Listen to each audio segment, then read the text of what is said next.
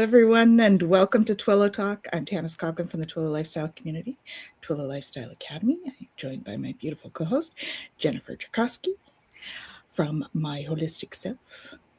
And we have a wonderful guest today. We have Michelle Desrochers. Welcome. Thank you. Welcome. It's great to have you on the show. Thank you. And we have some guests in the audience already. We have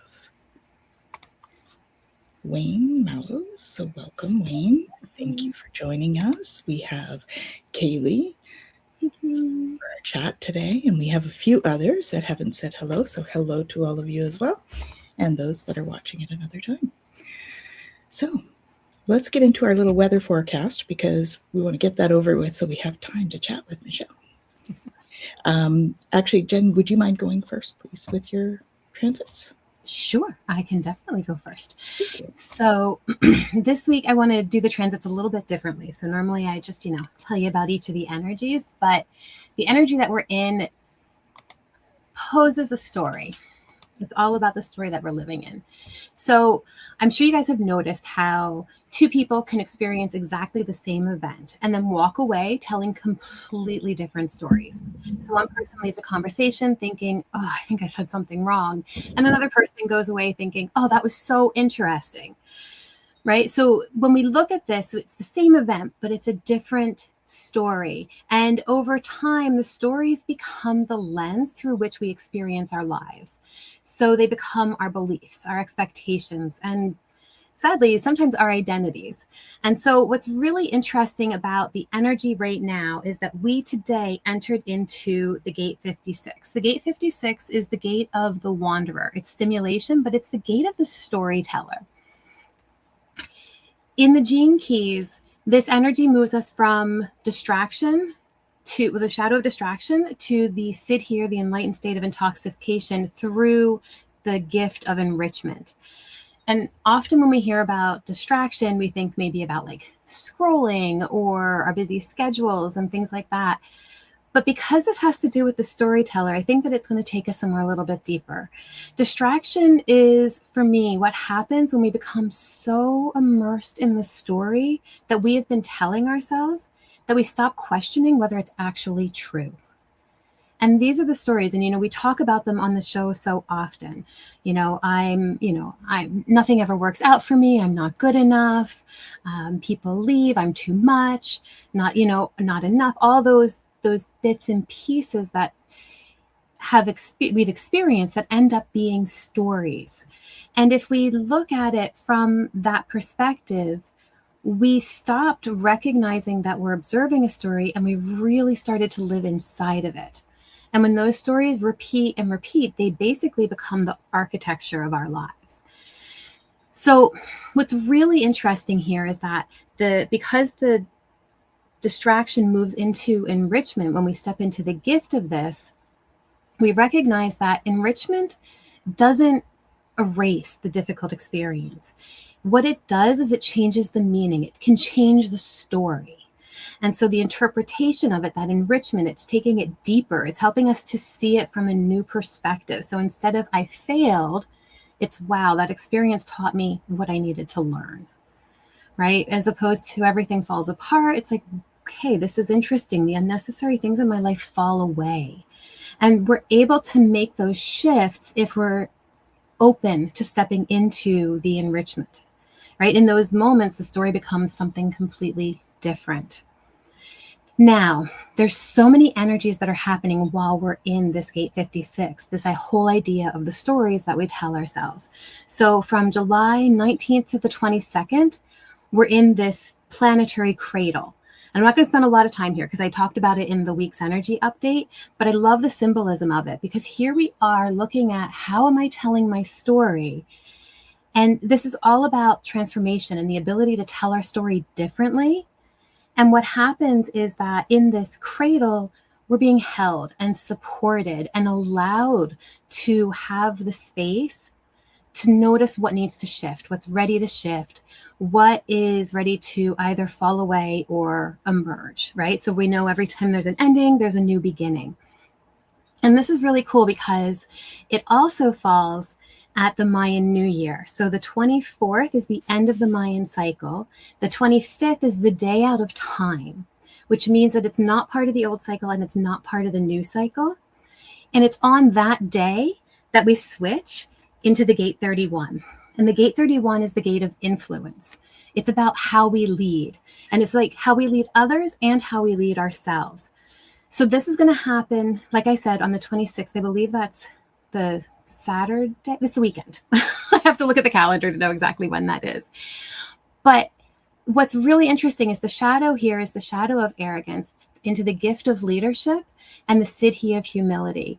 And the progression is super cool. And this is what I wanted to talk about, because again, it's that story, right? So first we're invited to examine the story, and then we're invited to become the person who lives a different story. So when we look at leadership, it's not about like followers or being, loud or smart or trying to convince anything. It's about the self-leadership that we have. And so the shadow of the 31 is all about control. I want to control the story.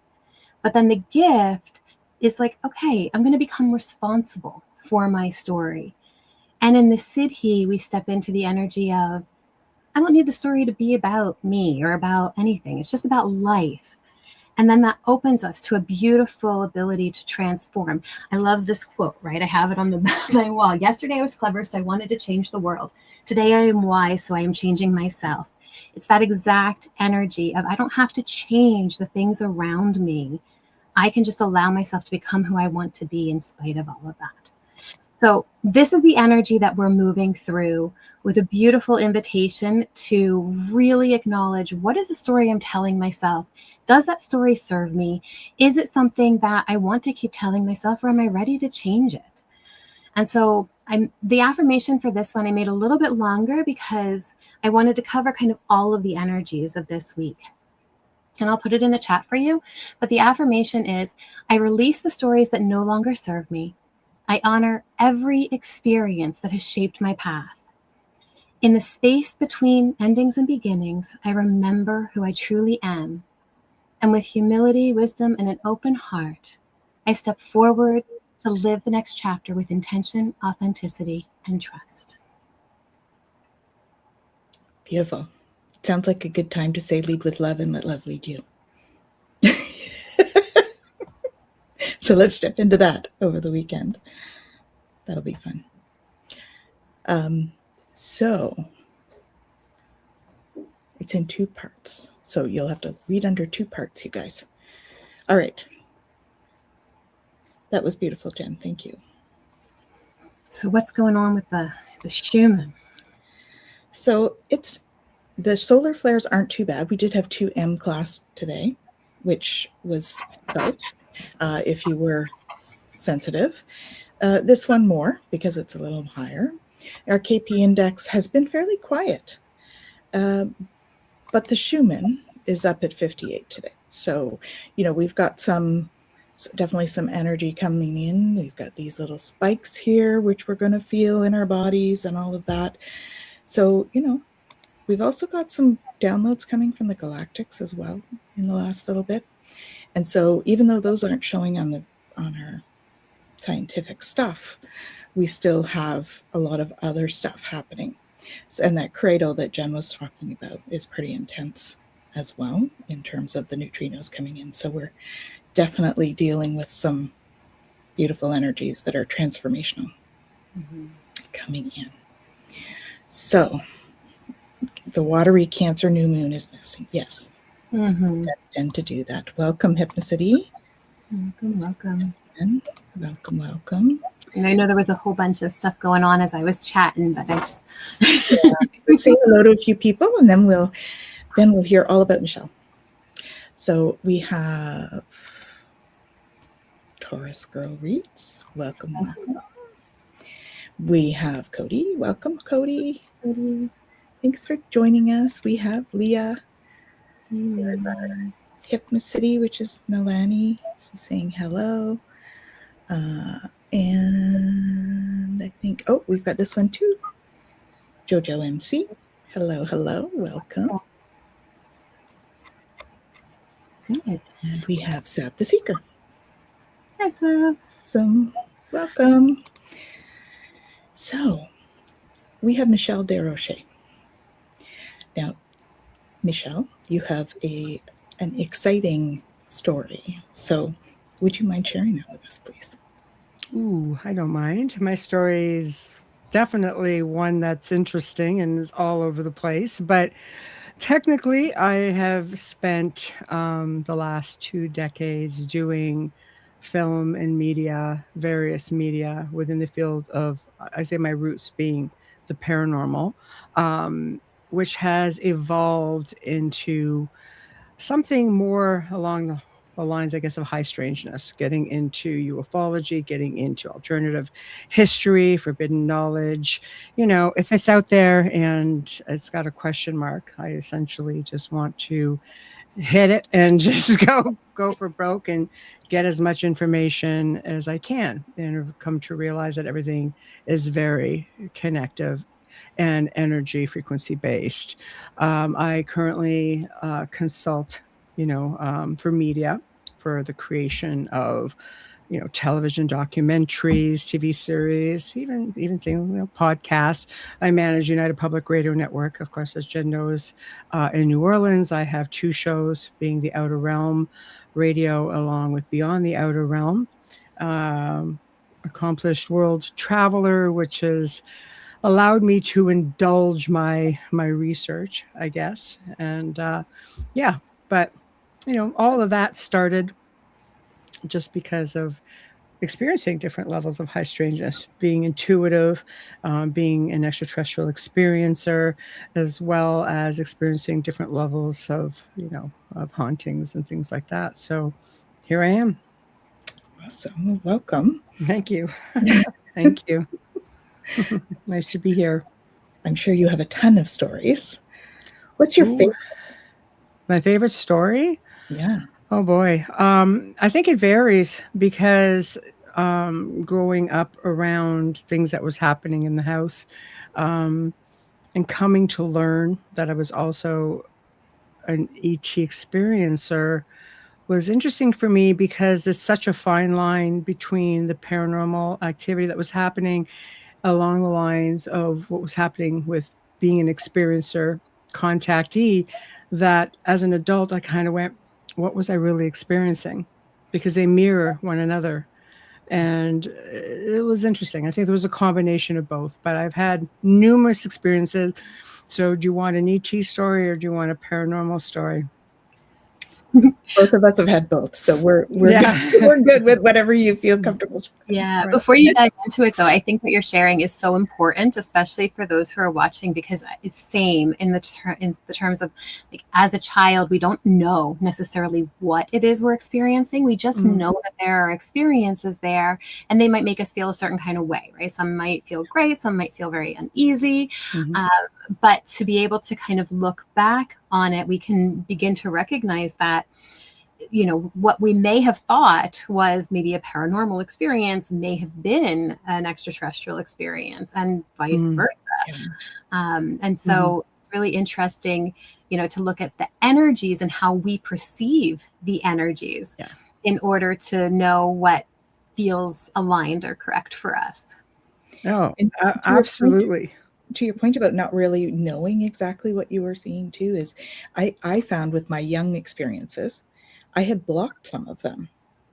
So I had an experience when I was quite young with ETs. I didn't remember it until my cousin started talking about it because we had it together. And then I was like, oh yeah, that's right. Yeah. I always take somebody else, who's carrying the memory. Yeah. Good thing she was, because we would have forgotten all about it. So I just finally asked my mother as an adult. I said, okay, because we knew things that were going on in the home, and it was very tumultuous with respects to energy. But then again, I'm a child, right? And I have high energy. I could see, right? Never had a problem with spirits. It didn't frighten me. Really, not a whole lot frightened me. I was always kind of weird that way. Things still really don't frighten me. Doesn't really matter what it is. Not that I don't startle, but it's just like, it's that intuitive yet inquisitive mind that kicks in right away. I'm like, where are you? Oh, maybe I should ask if you're dangerous, first, before I ask what you are. Like it's really stuff like that. But as I became an adult and started getting more involved and realizing I'm still an experiencer, and I have so many guests who come on, and a lot of that got triggered by the people that I have sat and had conversations with. I'm going, oh, yeah, I think that's actually happened to me. And then just basically making that decision. It's like people are talking about CE5. I'm like, CE5, all I got to do is think about it and they're there. It's just like, it's really easy. Why go through all that trouble? Just eliminate the middleman. And it was like that. And things just started happening again. And then things started feeling familiar. So I had talked to my mother before she passed, and I said, what, because I remember weird things. Like I've seen crafts come in and land, and, military are just swarming the area the next day. And, and she goes, you're always just a strange child. Thank you. I needed to hear that now, but thank you. She goes, no, you would spend hours just staring at the night sky. And aging myself a little bit, like there weren't satellites then. I think the U.S. government had one satellite back then. And, so when something zipped across the night sky, something really zipped across the night sky. Yeah. And she said, your grandfather used to have a telescope and always watch the stars. And on both sides of my family, interestingly enough, they had, experiences seeing UFOs. They were definitely ET experiencers. This is something that was ongoing, generational from both sides for me. And the story got very, very in depth with some of the stuff that had happened even to my mother. So I thought, okay, you know what? This is a thing that's, I'm now starting to realize was happening from that very young age. And things that I was experiencing, some of them were pretty volatile. You've got something coming up, showing up while you're in bed and you're looking right at it, and it's got these big red eyes and horns. It's like, all right. But again, it's a matter of projection, because as you hit puberty, you start projecting energy as well. And apparently I'd mastered the art of psychokinesis quite well. So, it was just a matter of watching history repeat itself when I had my own children. And I had a daughter who completely could outdo me in the psychokinesis department, and trying to make her realize that, look, this is something that you're projecting. So there were a lot of things to factor in, and a lot of things that I needed to separate with my own energy. And things like sleep paralysis, which is common in both the paranormal, logically as well, but the paranormal and, being an experiencer, that didn't hit me until I was like probably in my 40s, which is very, very, odd. And it happened within literally a few weeks or maybe a couple of months apart. So that was, around the time where, things were coming in, also crafts, because, I had a big 2-story house and the thing was just shaking at 2 a.m. and I could hear this going, oh boy, here we go. So you start kind of putting 2 and 2 together, because that was prior to my, my time in more of a heavier research. When I started doing the shows, I retired from film and started deciding I would stay and do, the podcasts. It was then that I started researching more, and I started connecting a lot of the dots and realizing, it's all connected, all of it. Yeah. And here we are talking about energy, frequency, vibrations. It's all of that and more. Absolutely. It's incredible when you really look at how it is all connected. And I see that, Cody had said, okay, let's talk paranormal. Yeah. But yeah, again, I can give you some.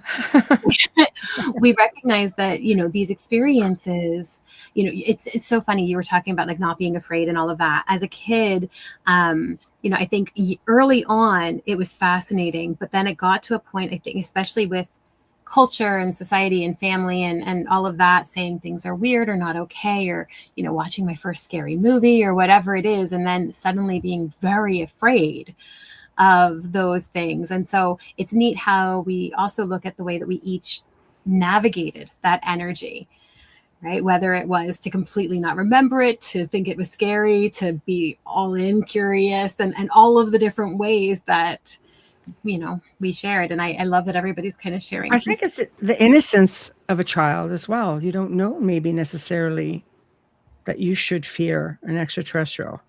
Mm-hmm. Mm-hmm.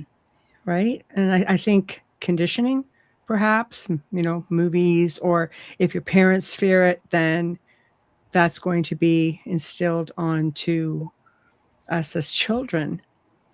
Right. Or if you become a parent yourself and you have that fear, right? Because I mean, that's generational, and it has carried into to the point where I had to tap in and say, okay, I'm one thing, that's another thing. So again, another convoluted story, but there was a great deal of respect after certain, let's say, decisions were made, and this respect from the other side as well, saying, yeah, okay, that's fine. We're just going to back off from that until everybody became of age to decide if they wanted it for themselves or not.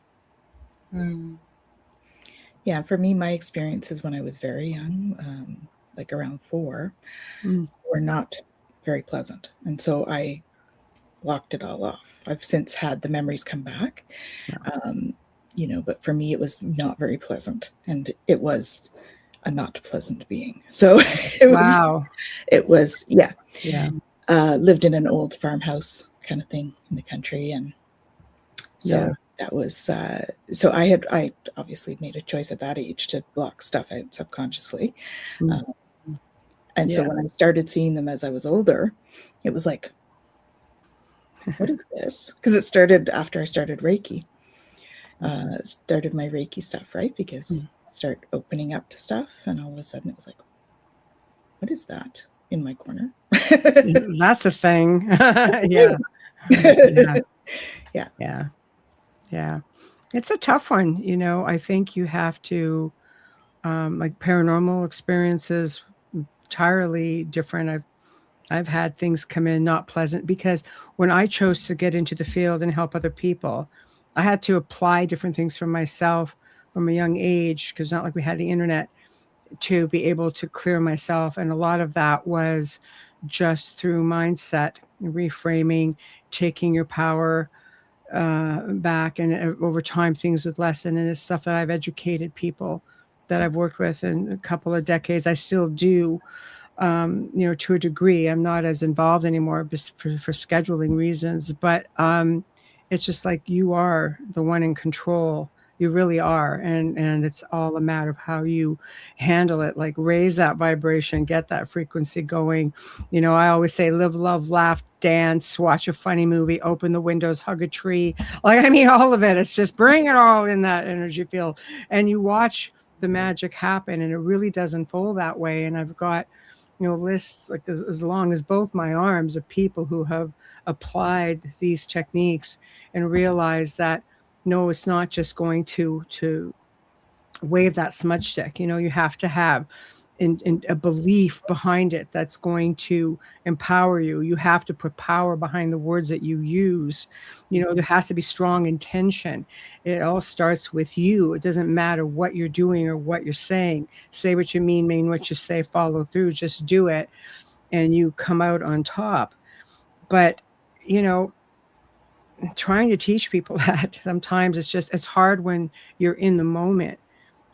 I've had I only deal with aggressive hauntings or attachments. It's because I knew I helped myself out of that, and I just had no issue doing it. I didn't have the same level of fear. I've had a lot of my peers say to me, can you take this?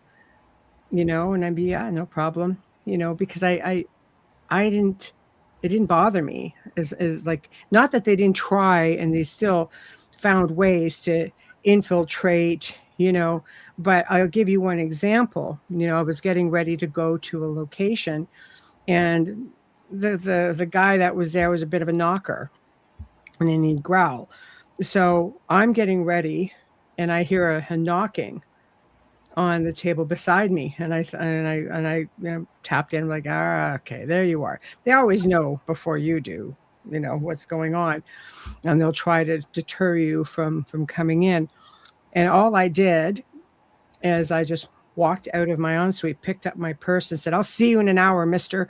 Grabbed my purse and kept going. I just wouldn't give it to it. And it's just something over time, where I've been called every name in the book at some of these locations. And I'm like, I know, but let's just get past that. And, here we are.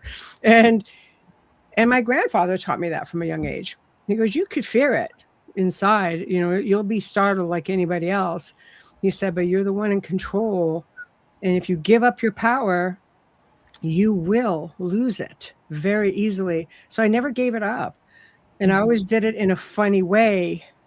And it got me, it got me through it. And, I had something show up in the house one night. I woke up out of a dead sleep, and I went downstairs, pitch black in the house. And we had this big dark leather chair. And I could see that turned blacker than black, and something was sitting in there. And I sat down, and I heard a big, like a growly sort of like that, right? And I went, So I got back up, and I went back upstairs, and I said, don't let the door hit you on the way out. And I went back to bed, and I could hear this loud, almost like a popping, like a poof. It was just, I'm sure it felt to me like it resonated through the whole house, but that was its exit point. It's not that I didn't go to bed saying, shoot, I hope it's really gone. We all think it in the back of your mind, right? Yeah. I mean, yeah. There's so many great comments. I want to show, like, Wayne, you crack me up. Knock 3 times on the headboard when I'm sleeping. No, it's never fun. It's not fun, no.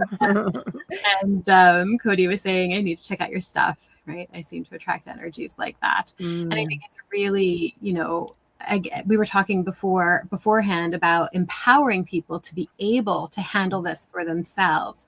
Yeah. And so it's beautiful when you have the opportunity to even do shows like this, and we can talk about it and share things that work for us so that you can be empowered. And I just want to go back really quick to what you were saying about the tools, because I've had that happen so often where people will come and be like, what do I do? And it's like, okay, we can give you tools. And they're like, well, I've been doing this and that and all of that. It really does come down to the intention. You can walk into a space and just go, no. And that can be sufficient with that intention of like, you are not allowed in this space. But, if you're going to use the smudging, the incense, and the different tools, the tools are great, but they're only a representation of the intention that you are bringing. Yes, thank you. Right. Yeah. Same applies with the intention of communication, how you got in that position for some people in the first place. Everybody will say, Ouija boards. I take it a step further. Okay. You can use your phone. You have phone apps. You can use a voice recorder. You can use a pendulum. You can use other types of communication boards. I'm sorry, but this is a fact. If whatever you're using to initiate conversation, you're making an invitation. And that in there, you always have something that is willing to accept the invite. So be prepared for that, because sometimes, and this is just because of the fact that, I have researched many, lost count eons ago of how many places I have investigated, or families that I have worked with, or film projects that I have done and consulted on. And even when I consult on a paranormal show today, it's like I put these guidelines in place. People will ask me to contribute to books that they're writing. And I'm just like, they're like, okay, well, here's some questions. And when I answer them, it's not what they expect. I'm just like, no, because it's my job. I'm doing a disservice to people that have entrusted themselves to me to come in and only do half the job. Yeah. I don't go in there and start communicating with things. I'm versed enough to know. I walk in, or I'm just kind of like, okay. And I can tell by what people tell me, especially collectively, that I go in there with one intention. And it's not. I don't care what it has to say. People are like, well, you should be investigating. I don't need to investigate it. This wants to draw me away from the family. So what am I going to do? Put my attention 100% to the family and let them talk as they need to. and the whole house could be coming down around me. By the time I leave here, it's coming with me, I promise you. So, you know what I mean? It's perspective, like you say, on different levels. People have different techniques. Mine is just a bit different. I don't say to people, oh, you're lucky I'm here. I say to people, thank you for entrusting yourself and your family to me. Let me take the weight a while.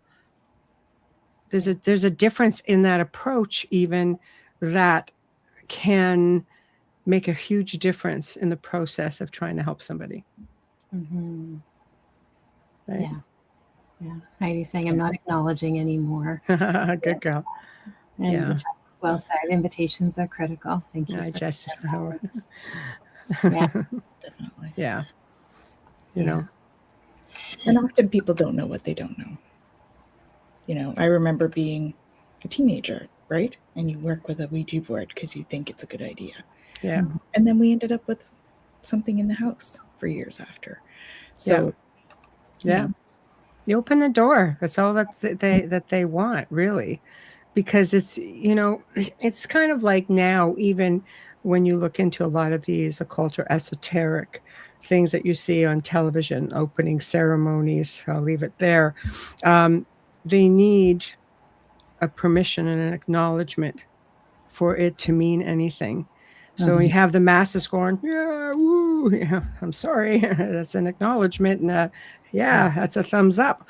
In many cases, I think it's a lot of times it's people who can read between the lines and look at what's happening in the background to realize that it's not such a good idea. It's the same thing in your private life. You know, you have to realize that if you're giving it acknowledgement, you know, like I have people who message me and like, this is all the stuff that's going on in my house. And they're sending me photos and audio recordings. And I'm like, you know, I had someone from overseas do this in the last few days. And I'm going, why are you acknowledging it? Why are you giving it attention? Mm-hmm. It's not helping you. Absolutely. Right. Mm. Absolutely. It's interesting too, going through the comments. I'm sorry, I'm not putting them all up. There's just so many. Maybe I'll just start putting them up so you guys can see them. But, you know, Crystal Signature said, you know, this resonates with their lineage, and it's great to find that, you know, community. And thanks for sharing, because it's true. You know, we all might look at it a little bit differently. We may all do it a little bit differently, but the reality is, you know, what resonates for us ultimately, if we get to the bottom line of it, is generally the same. Mm-hmm. Right? So to Sab's comment, right, I don't particularly believe in Christianity, etc., but I feel that Jesus's teachings were real, just to be a decent human. Basically, it's that kind of like underlying teaching, regardless of whether or not you know, resonate with a particular tradition. But, you know, all of these different religions and teachings talk about, if you open that door, if your intention is to try to do something, you're going to have some kind of energy come in that is resonant with that intention. 100%. Get rid of it, you know? Like energy you're putting out is going to come in, right? 100%. And I think this is something else with people, because you mentioned, you know, religion has come up. When I go in to help someone, it's one of the things that I ask, what is your, you know, your place of faith? What is your background with faith? Because I can't go in, let's say, with a Christian family and try to give a Buddhist outlook, you know, like it's something that I've had to study quite a bit. And I've studied, you know, even started getting into a counseling course, and thinking, God, I think I can do some of this for what I'm doing.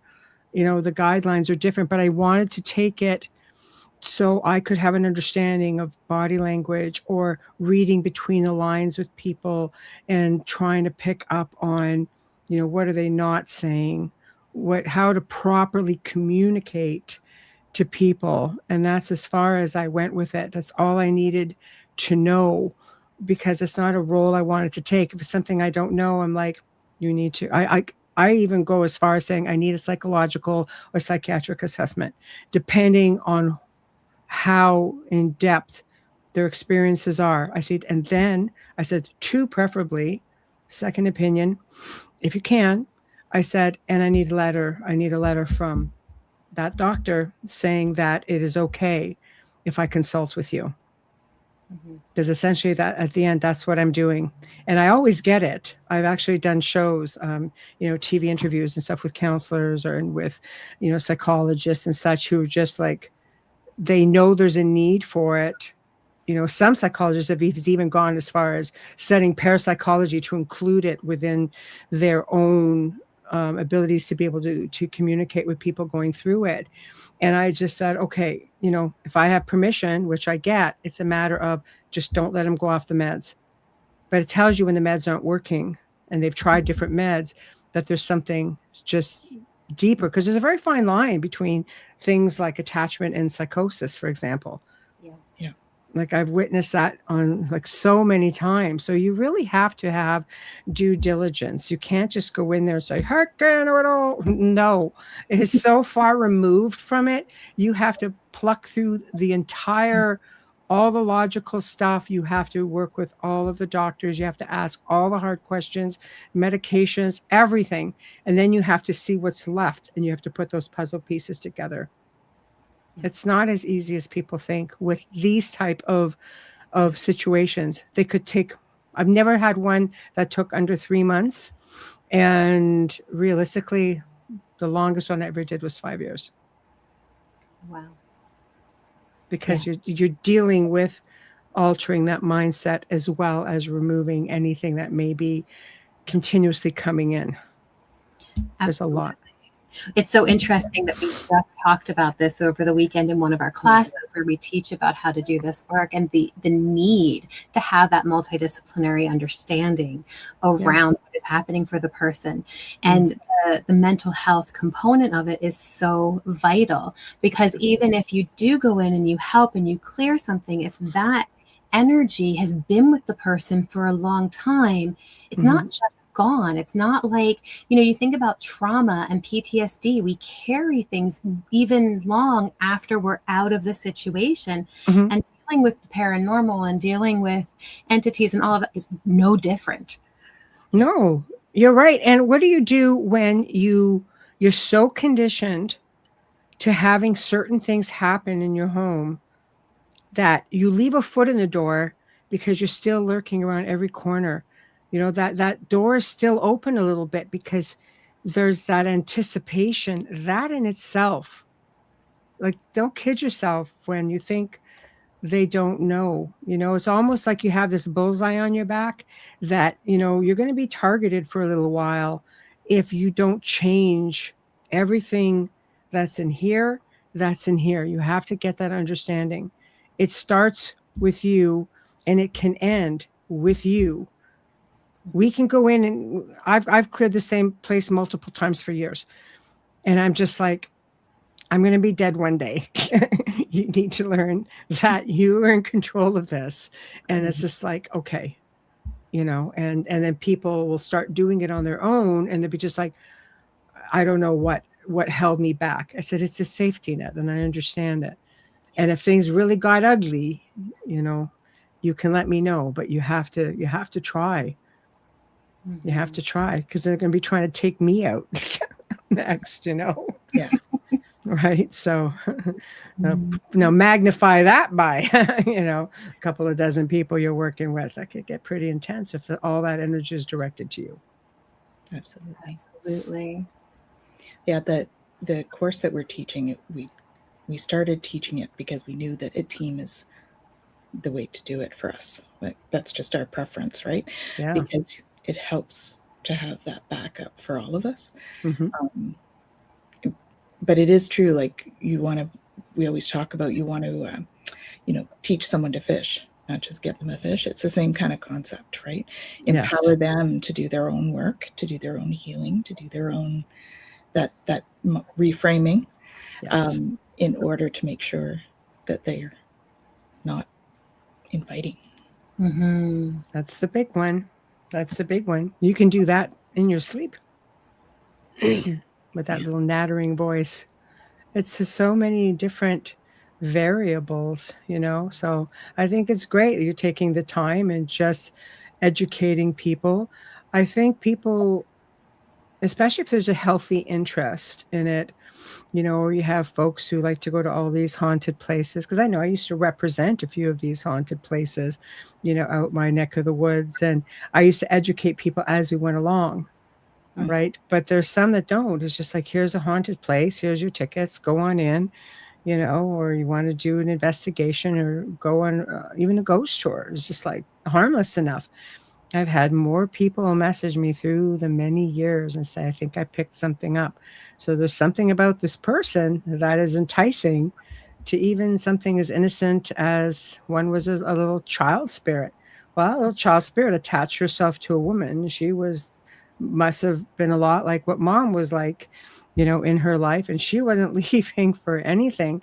And it's tragic when it's a child spirit. Yeah. A lot of things out there can mimic child spirits very well also. But trying to convince a stubborn child in real life is a spirit child isn't going to be any different. Right? Because you can't reason with them sometimes. It's the same idea, So I don't know. A lot of things to factor in. Definitely. Well, and it's so fascinating too when we think about how, different energies travel together. I remember having somebody call me and they were saying, I'm dealing with this energy and I don't know what to do. And this was very, very early on when I was not really working with this. Like I had always been familiar with it and they knew that, but it wasn't something that I was like doing. And I said, okay, well, let me see. And I tapped in and helped to clear it. And within probably 10 minutes of that, my eldest wakes up screaming, where's my child? Where's my child? Like, this was not my kid, right? This was something else coming through them. Yeah. And so new to it, I'm going, oh crap. Like I have to learn my own protections and to protect, those around me and all of this. And, this little child is now bringing in this other energy. And so I had to work with that and get that cleared. But I think it is such an important thing for us to recognize when doing the work, how much work we need to be doing for ourselves and for those around us as well, because it's not, just us in those situations. I think we all learned that lesson the hard way. I most certainly did. Yeah. I most certainly did. And it's very humbling when you've had your rear end handed to you and you're sitting there thinking, it doesn't matter. It's not all about me. And that was exactly a turning point when it infiltrated a family member. And it was about a month in dealing with that. And it ended up being one of my kids. And she lost her sight completely. She was under every test imaginable, and I was set to go back to this location. And then I just tapped in. It was just like, stay away. And so that's the no-brainer for me. But unbeknownst to it is that the family did not want to continue on because everything had amped up so much. But they did not tell us, out of the space we were in, that there was a whole other space that was shut down for the winter that we couldn't even see because it was all underneath some trees. We didn't even know it existed. So it was like, okay, well, that's not a problem. And literally by the next day, she said I could see. Wow. It took my family doctor saying, have you worked on anything? Because nothing logical and medical is making any sense. Everything should be as it should be. Psychologist, we had her everywhere. And I thought about it and I went, oh, yeah. And I realized not untouchable. And, I've been followed home a lot. You just did not expect it to jump.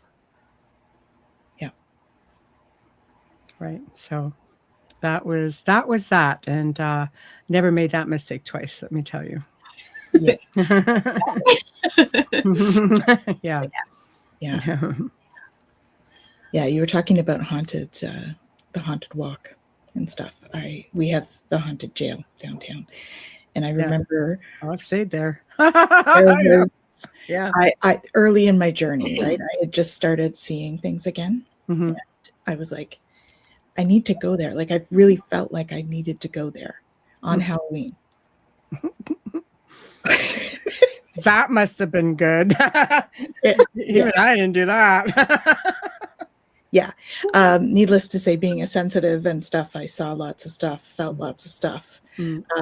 I didn't bring it home, thankfully. I did see it from inside, like standing outside. I could see it in the window at the end of the tour and stuff. But that was quite an experience.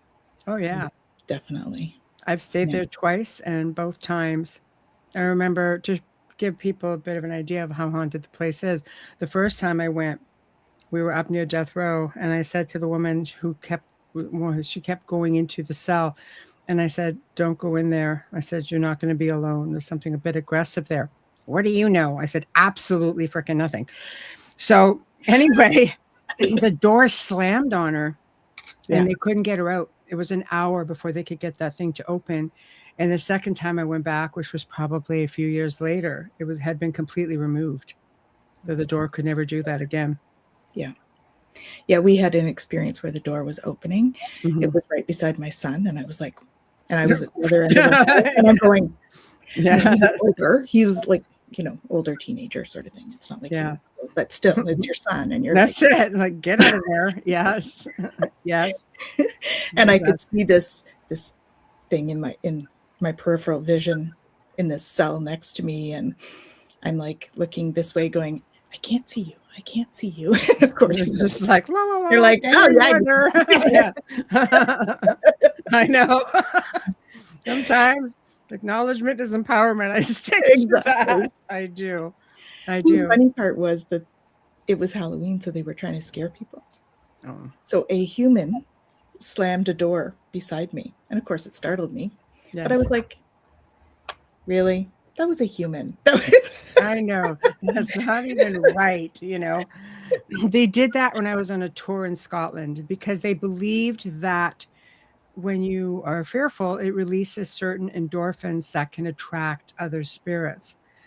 Mm-hmm. And they tried. We were in the Mackenzie Poltergeist vault, and they tried to frighten me.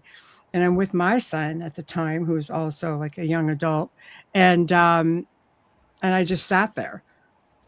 And my son's laughing, and he looks at the guy and he goes, you can try as many times. She does her own tours. Like, this is nothing. And we didn't do stuff like that. So then he pulled me aside afterwards. He goes, well, this is why we do it. And I said, well, do it with somebody else, because I said, you're going to fail miserably and embarrass yourself if you keep doing it around me.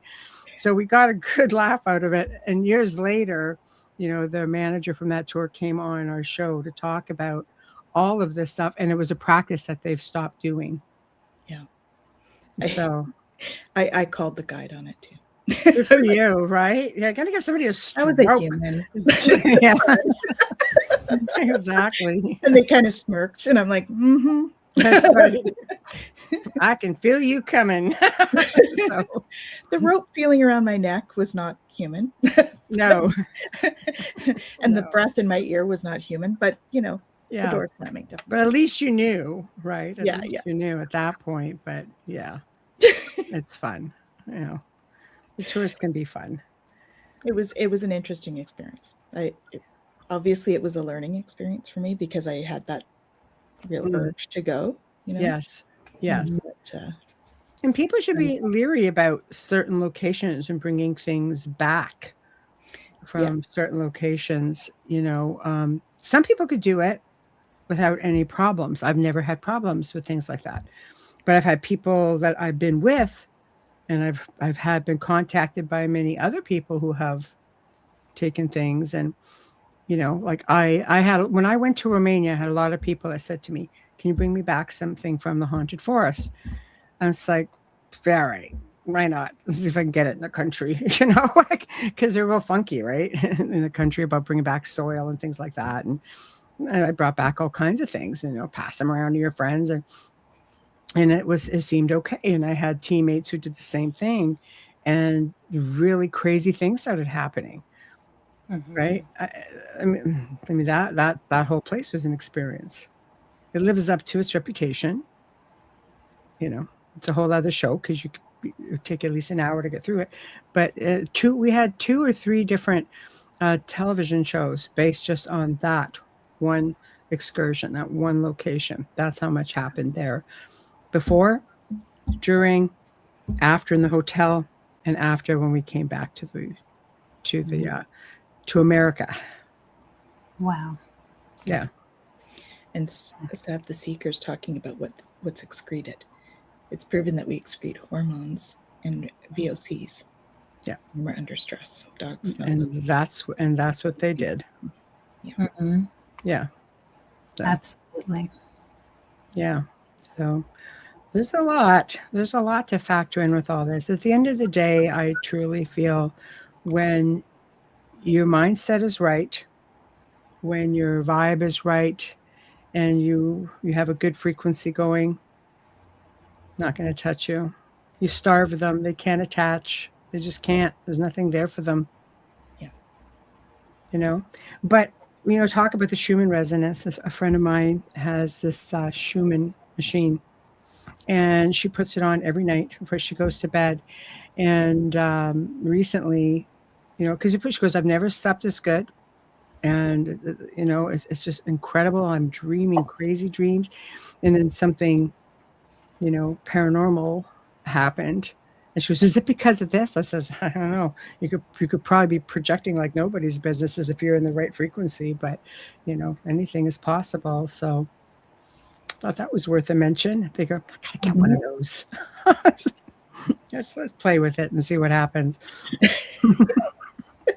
Well, we're always traveling. We talked about that. We're always going all over the place. So it's Mm-hmm. Definitely important to dreams. pay attention to what we're doing. Yeah. Mm-hmm. Mm-hmm. I believe that. Very exciting. Yeah. I believe that for sure. It's just like, why would you be like, it's like, I'm sure, Jennifer said when you've been on the show, be like sleeping in a car while you're in the garage at night. You're not going to just sit there. You're going to go to sleep. You're just going to travel. Right. Yeah. Yeah. This is Absolutely like job or school. Well, that is what Earth is, right? It's spirit school. So we're here to learn. Mm-hmm. That's right. Yeah. That's right. We just need to learn how to read the fine print. I should have learned that before. Yes, that's right. Wayne says that all the time. I should have read the fine print. I know. I know. Somehow, before coming here, we were like, yeah, I can handle that. But get here, we're like, oh, I don't know about that. Yeah. Somebody thought this was a good idea. Yeah, then you realize maybe not. He said I was duped. Yeah. Yes. That could be a thing. Yeah. I know. You come in all high and mighty, then you just get slapped around a little bit and it's like, gosh, what happened? Did anybody get the plate from that truck? Yes. I saw a question go by at one point about our tags, and I tried to put them in, realizing it didn't go to Michelle. So my apologies. But for the YouTube, it's like right. Oh, okay. Yeah. Okay. Hold on. Yeah, they're below. Okay. All right. Hold on. I'm doing it right now. I did put it in the private chat if you just want to copy and paste. That's But okay. All right.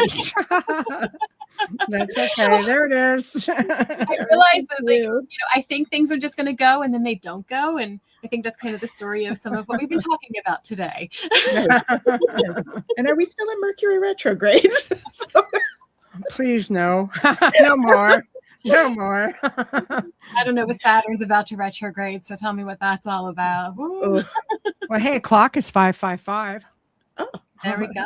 There we go. Something a little bit positive there. That's a good thing. Yeah, absolutely. Yeah.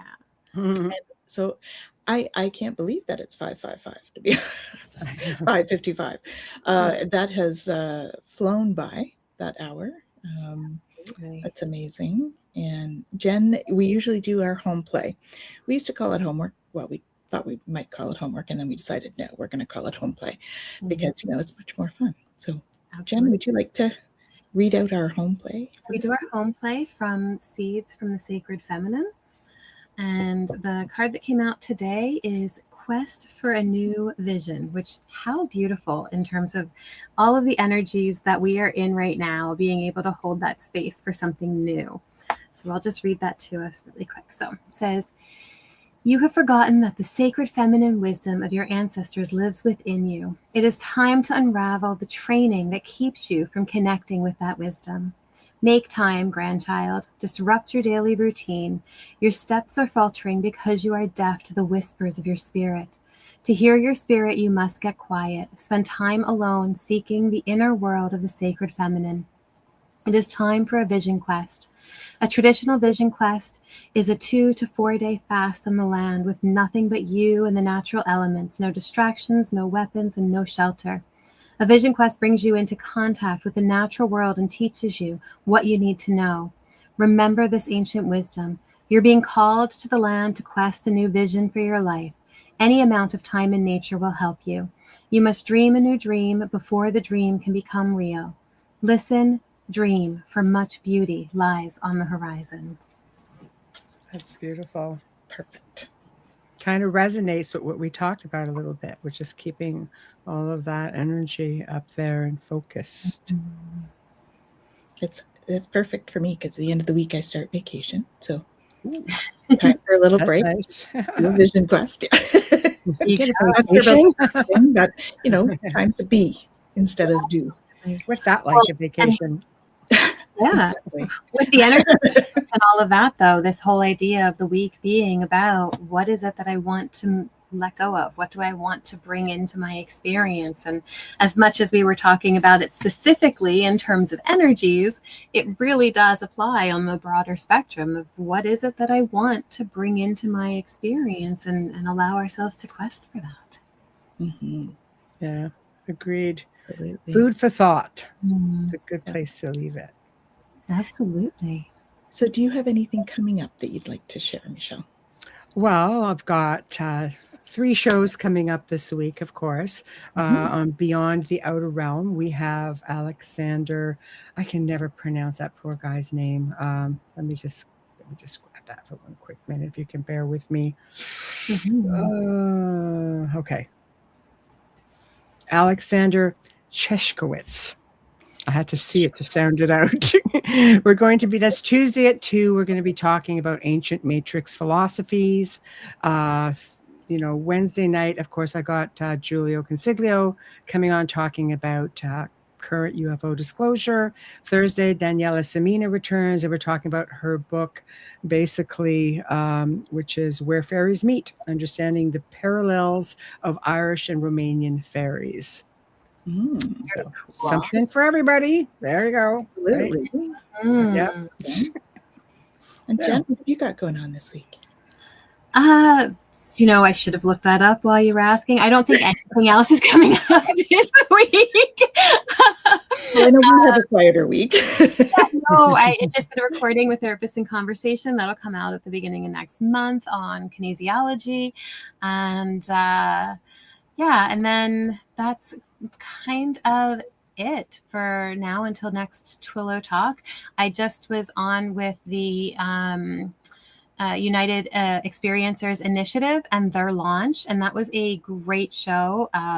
Really awesome lineup. So if you guys haven't caught that, you can take a look at that. I actually will share it on my YouTube. I think I did, but if I didn't, I'll go back and make sure that I do. And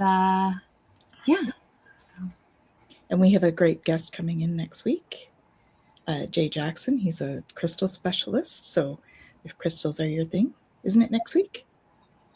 We have Luella next week, and then Jay on the Luella next week.